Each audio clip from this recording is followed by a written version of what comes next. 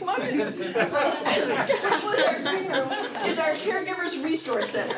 So again, there we support 24 different support groups a month for those caregivers of loved ones, those family caregivers. So again, we do many things. Of course, you probably know about our activity center next door, Monday through Friday, with just a rich and diverse calendar of activities from tap dance to ballroom dance to Spanish, stretch and tone, book groups. So please do check us out, and we would love to have you join us. As I do, a moment to turn your cell phones off, please. And it is my pleasure to introduce you to Blake Walsh.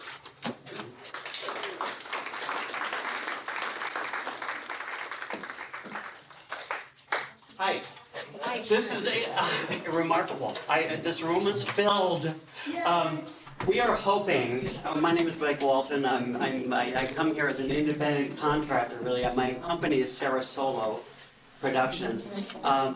And Martin Tucker had this great idea a while ago. The great Martin Tucker, playwright. To present mostly for this arts festival that's happening starting this weekend, to present 5 10-minute plays, and we collected a repertory company to do this with them. Martin chose the plays. We sort of agreed that, yeah, these would work really well together. These are Sarasota area playwrights. There are probably 100 playwrights in Sarasota. Sarasota is jam-packed, filled with playwrights. This is a small sampling of the kind of great playwriting that happens in Sarasota itself. If things go well today, it's all up to you. We might start working more with the senior friendship centers. And thank you, Georgianne, Nugent. Thank you, Michael and Darwin and all the volunteers who are here, because we'd love to start developing some arts programming. There was something done a few years ago that's really similar. I don't have much more to say except that we are. You've got to put your listening ears on with this. This is called Senior Voices because we're doing readings of these plays. I'll be reading stage directions to give you a sense of what goes on there. And we'll have a short talk back if you'd like afterwards. And otherwise we'll mingle and play past this. But let me stop talking and let them start talking. These are the GEEZER plays.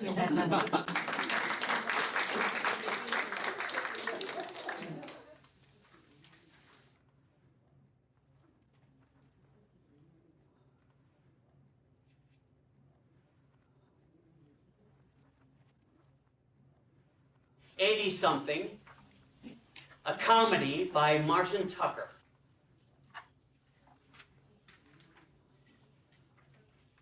This is a couple in their 80s, Adele and Zach, are sitting side by side in Adele's living room, a tasteful room with expensive furniture.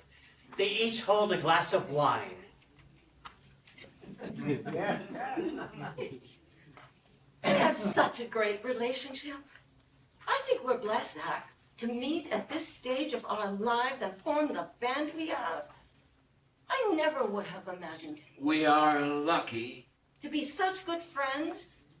How long have we known each other? 3 years. No, dear. It's 4. Don't you remember? Of course I remember. Things like that don't interest you. I just don't think that much about dates. Yes, you don't stay in relationships very long. Before we met, you told me you had a series of short ones. Well, that's not quite true. It doesn't matter. I'm just so happy to have a friend like you at this stage in my life. Oh, I've upset you, haven't I, darling? What I said a minute ago, I was being honest, but I put my foot in my mouth, didn't I? I'm too difficult. You can leave.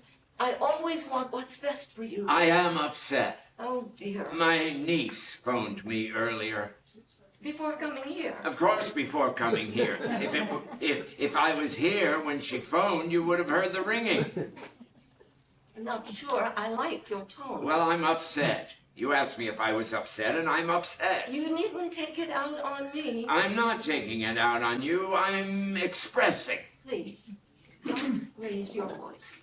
Well, I was explaining. My niece phoned me, and she upset me. This is the first quarrel we've had in 3 years. Adele, please. We don't have to do this. Then why are you doing this?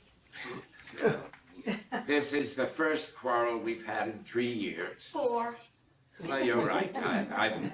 I've quarreled too much in the past. You've quarreled a lot from what you told me. It's a trait you should learn to discipline. I'm saying this for your benefit. I told you those things in confidence. I repeat them to no one but you. It's not the worst thing in the world to quarrel. It's so strange.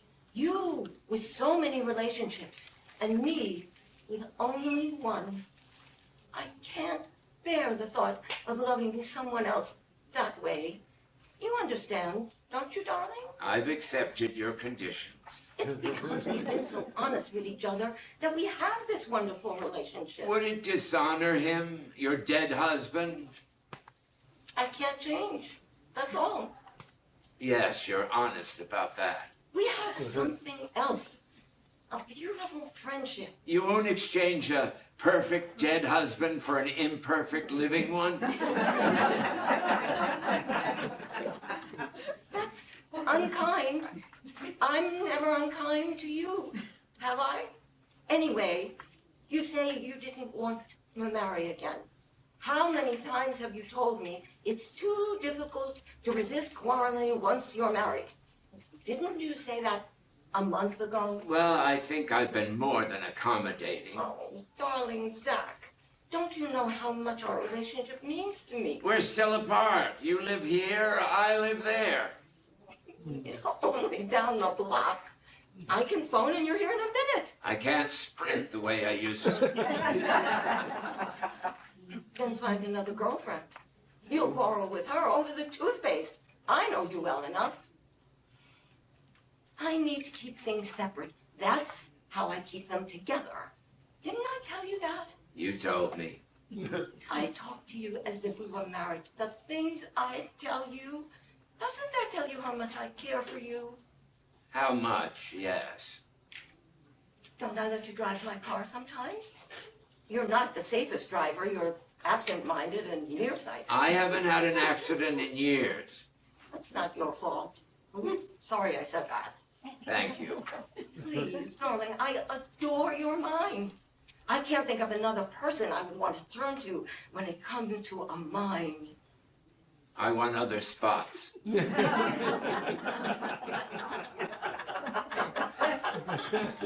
I'm proud of your achievements. What did your niece say that upset you so? I don't like your troubled niece. She's making us quarrel. It's not the same story. She keeps going back to the night her father wouldn't lend her his car to go to the high school prom.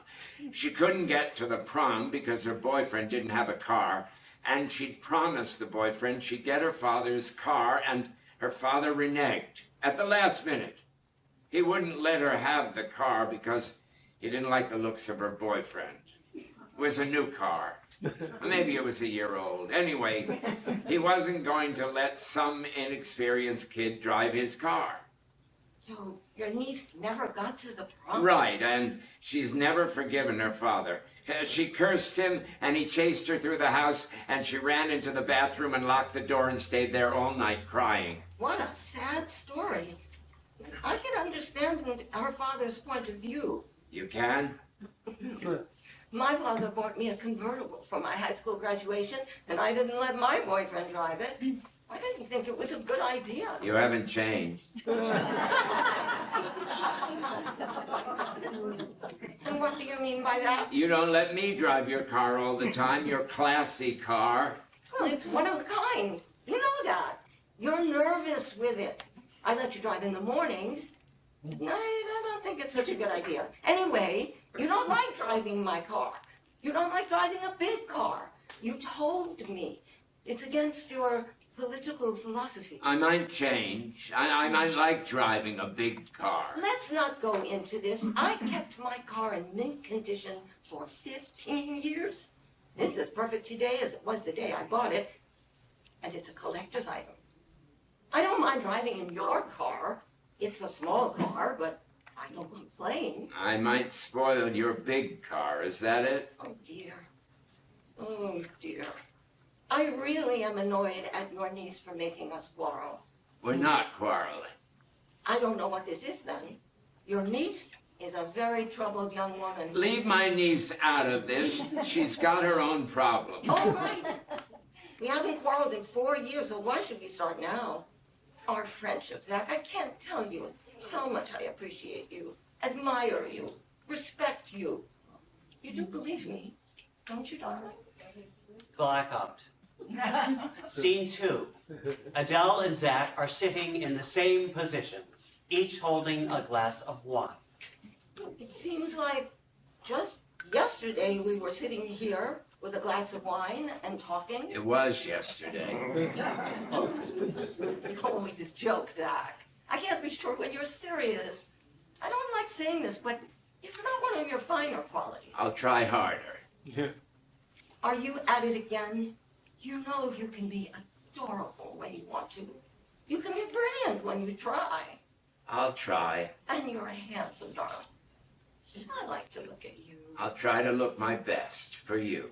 You're acting quite nice tonight. I hope you're serious. Blackout. Scene 3. Adele and Zach are sitting in the same positions, each holding a glass of wine. I think we were blessed, darling Zach. Meeting this late in life, who would have thought we'd be a couple? People still ask me, are you seeing him?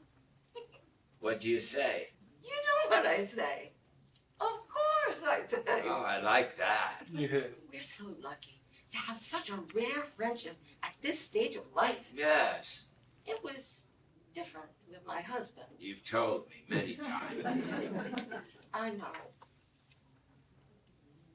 I can only be myself. I know you can't say you love me. I adore you. You can't say the word. Actions speak louder than words. I'm hard of hearing. Oh, don't start. We've known each other 4 years. Is it 4? Maybe it's 3. No, it's 4. It seems like 3 because it's so, I don't know, easy to talk with you. Time goes by so quickly when we're together. Anyway, who's counting? I count on you. How wonderful of you to say that. But we do have to take care. You are taking care of yourself, are you not? You're not neglecting your health. You're making sure your papers are in order. Oh, I have my kids as backup. And I have my children and grandchildren. They are beautiful grandchildren, even if they don't write to me. Well, they email. In my time, we had time to write. We knew penmanship. I send them presents every year on their birthday, and they don't write to me. Well, it's part of their generation. When they're our age, they'll get the same treatment they taught their children. Our beautiful grandchildren won't hear from their own children.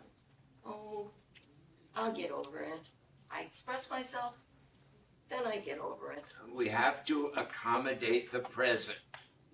You're right, dear Zach. You know, my family never quarreled. My mother and father were very strict about that. I taught my children the same thing, not to quarrel with me. Did they? Yes. Well, you can only do so much. Well, we don't want to lose them. I love sitting here with you and talking. We should go out more. It's not good to withdraw. I'm not withdrawing. I'm simply aware of my age. You're old too, Zach.